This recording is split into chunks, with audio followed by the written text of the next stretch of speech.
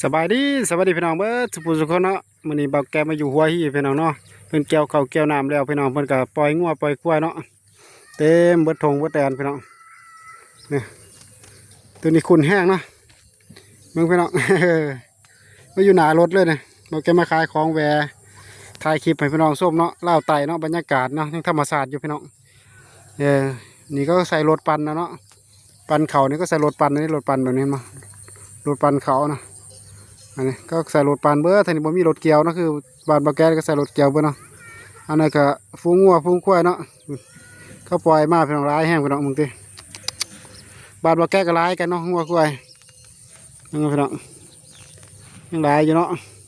เป็นเกี่ยวเขาเกี่ยวน้ำแล้วเบิดแล้วแทนในตะบานบาแก๊สนี่ก็ยังบ่ทันแล้วเบิดเนาะอันนี้เฮือนซ่านเพิ่นเนาะ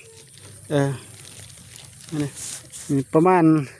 4 โมงปลาย5 โมงเนาะตอนนี้เนาะคือตะเวนที่ตกดินแล้วพี่น้องนี่เดี๋ยวเฮือนซ่านเพิ่นเนาะเราแกมาขายของนี่เราแกซูมเข้ามาเนาะมึงเนาะบรรยากาศ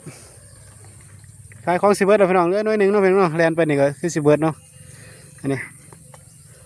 ตรงไฮตรงหน้าพี่น้องขายตามบ้านตามเมืองไปเลยแล้วนี่ตรงไฮบริการไปอยู่ประเทศไทยแล้วพี่น้องเอ้ยเอาก็ขอบคุณสุคนเนาะที่เขามารับชมเนาะFCทางฝั่งไทยก็ว่าบางแกคือบ่มาเห็นแบบอยู่ประเทศไทยเนาะก็คือเสียพี่น้องเอ้ยอยู่บ้านเฮาก็ขอบคุณสุคนเนาะที่เขามาเป็นกำลังใจให้เบาแกะฝากติดตามฝากเป็นกำลังใจให้เบาแกะเนาะสบายดี